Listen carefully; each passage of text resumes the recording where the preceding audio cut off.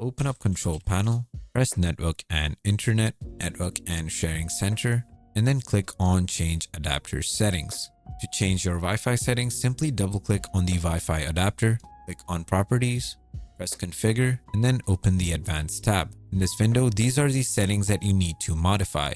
For the 802.11 mode, if you have a router that only supports Wi-Fi 5, you need to set this to 802.11 AC. If you have a newer router which supports Wi-Fi 6, you need to select 802.11 AX. But many PCs and routers these days support Wi-Fi 7, which uses the 802.11 BE mode. So if you have that mode available, that is the one that you should be using. Next, we're going to disable ARP offload. We're going to disable rekeying. Power saving has to be disabled. Preferred band should be set to 5 GHz, as this is going to give us the most powerful and stable connection. Roaming aggressiveness should be set to lowest. Transmit level should be highest. UAPSG support has to be enabled, and disable any wake on settings. Once you apply this, click on OK, and that was the most optimal Wi-Fi settings.